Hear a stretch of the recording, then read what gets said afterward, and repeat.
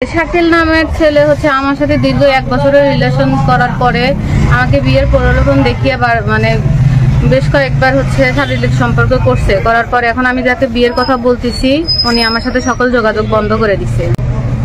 আমি বিয়ের দাবি নিয়ে এখানে আসছি। এখানে এসে শাকিলকে পাইছিলাম। শাকিলকে পাওয়ার পরে শাকিল আমার গলায় ছুরি ধরছিল, আমাকে মারার জন্য বিভিন্নভাবে হুমকি ধমকি করছে। ব্যাট নিয়ে আসছিল আমাকে মারার জন্য। এক পর্যায়ে ওর বোন আর মা মিলে আমাকে উথালা পাতালা মার দিছে, আমাকে গালে এখানে মার দিছে।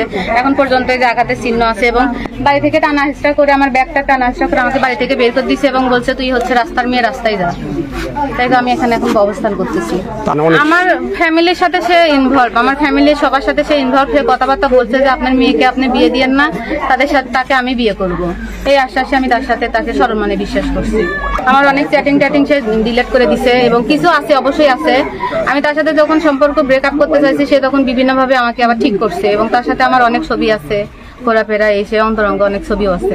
আমি এখানে আমার যদি তার সাথে বিয়ে না হয় আমি এখানে আমার লাভ যাবে, আমি যাব না। হ্যাঁ, অনেকেই জানানো হয়েছে এবং সবাই বলছে যে হচ্ছে তাদেরকে আমি যথেষ্ট প্রমাণ দিছি এবং তারা হচ্ছে মেয়েটাকে বিয়ে দেওয়া হোক, কিন্তু তারা ছেলে পক্ষ মানতেছে না।